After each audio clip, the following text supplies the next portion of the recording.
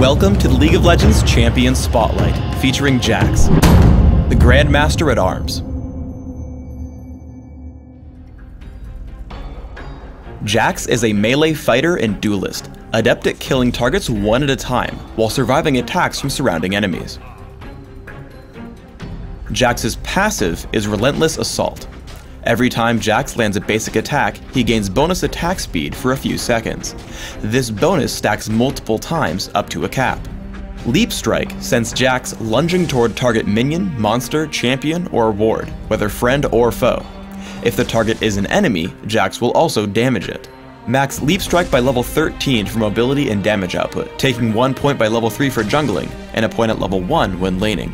Empower causes Jax's next basic attack to deal bonus damage. This ability will reset Jax's attack timer, meaning you can use it as an almost free attack if you time it correctly. Additionally, if you activate Empower before using Leap Strike, it will deal damage on top of Leap Strike. For maximum damage output, max Empower by level 9, with your first point at level 2. Counter Strike buffs Jax for a few seconds, causing him to dodge every attack made against him for the duration. At the end of this duration, Jax stuns and damages all nearby enemies. Counter-Strike deals bonus damage based on how many attacks Jax dodged. Take just 1 point in Counter-Strike early and max it last. When jungling, grab it at level 1. Jax's ultimate is Grandmaster's Might. Passively, it grants bonus damage to every third consecutive attack Jax makes, though this counter resets if Jax waits too long between attacks. When activated, it grants Jax bonus attack damage and ability power for a few seconds. I play Jax as a jungler, starting with Counter-Strike and a Vampiric Scepter. Upon reaching level 3 for Leap Strike and killing the Lizard Elder, look for a gank. I spot the enemy Annie in mid lane. I approach the brush and signal my teammate. I Ghost, trigger Counter-Strike, and Leap Strike enter range. I stun her and continue damage output with Empower. As my teammate flashes into range for the stun, we pick up First Blood. Specifically look for ganks when your lane is pushed to your own turret. Note the enemy team directly on top of my team's bottom turret. Even though I'm on the other side of the map, this position represents free kills. As I head in, I activate Counter-Strike and walk toward the brush. Seeing Vayne juke back, I Leap Strike in and kill her with Empower. After, I look for my next target, choosing the one with the least health, Warwick. Though he flashes, I still pick up the kill with the Lizard buff. After Gangplank retreats, I head for the dragon. Using Wriggle's Lantern, I ward the most likely route my opponents will tank to gank me and take down the dragon. The massive attack speed from Relentless Assault ties in well with the bonus damage from Wriggle's Lantern, Empower, and Grandmaster's Might, resulting in a much faster dragon kill than almost any other champion. When fighting one-on-one, take special care to preserve both Leap Strike and Counter Strike, as they're your only tools for catching up to running opponents. As I gank Yorick on top lane, I head in with a basic attack and an immediate Empower, granting me 2 attacks almost instantaneously. Once he starts running, I trigger Counter Strike for the stun. Yorick survives Leap Strike, so I close the gap with Ghost for another Empower and the passive trigger from Grandmaster's Might, picking up the kill. Remember that Leap Strike can be used on your own wards as an escape tool. As a teamfight erupts, both Warwick and Gangplank target me for their ultimates. While I'm certain to die normally, I drop a Sight Ward and leave Cannon Barrage with Leap Strike. As they're still chasing me, I activate Counter Strike to mitigate some more damage. Since they just won't give up, I drop a second ward over the wall toward Baron Nashor, Leap Strike to it, and just barely escape with under 100 health. In teamfights, try not to go in first, as you're more useful as a damage source than an initiator. Warwick and Yorick jump our Annie, so I Leap Strike in and start pummeling them.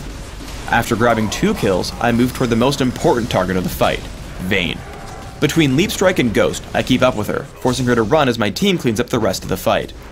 Despite Condemn, I take her down inside her base, forcing her teammates away and allowing my team to switch focus to the enemy Nexus.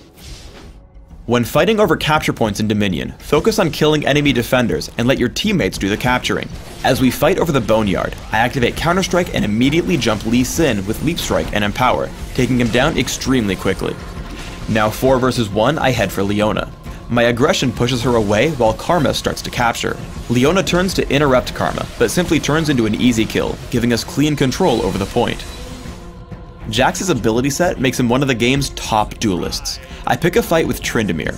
I land 1 basic attack, then immediately trigger Empower to get a quick second hit. My third attack triggers Grandmaster's Might, and I activate Counter Strike to mitigate his damage output, bringing Tryndamere to 1 health before I've lost any. He exhausts me and triggers his ultimate, so I run until Undying Rage times out. I land Leap Strike right as it ends, grabbing the kill and control over the refinery. For runes, I take flat attack damage marks, flat armor seals, attack speed glyphs, and flat attack damage quintessences. This setup is aimed at grabbing me fast jungle speed and great overall damage through my basic attacks and physical abilities. In Classic, my masteries are 26-4-0, taking every possible physical damage increase in offense and reducing minion damage wherever possible in defense. I also take Smite and Ghost to jungle, mastering both. In Dominion, I place all 30 points into the offense tree, making sure to add magic penetration and substituting out Smite for Ignite. In Classic, open with a Vampiric Scepter when jungling, quickly adding Boots' speed and upgrading to Wriggle's Lantern. Then consider Mercury Treads or Ninja Tabby, depending on what damage type is most prevalent. Grab Phage first as you work toward Trinity Force. Always make sure you can survive the enemy team, considering items like Atma's Impaler and Guardian Angel for physical damage, or Hexdrinker and Quicksilver Sash against magic. When looking for more damage, look toward Hextech Gunblade and Ginsu's Rageblade. In Dominion, you'll have very similar build goals. Start with Prospector's Blade, Boots' Speed, and 2 health potions. Choose either Ninja Tabby or Mercury Treads based on damage threats. Then consider a number of damage options like Trinity Force, Hextech Gunblade, and Ginsu's Rageblade. If needed, also investigate defensive options like Odin's Veil and Guardian Angel. Thanks for tuning in to the Jax Champion Spotlight. Please subscribe to the Riot Games YouTube channel above, and don't forget to thumbs us up just below the video.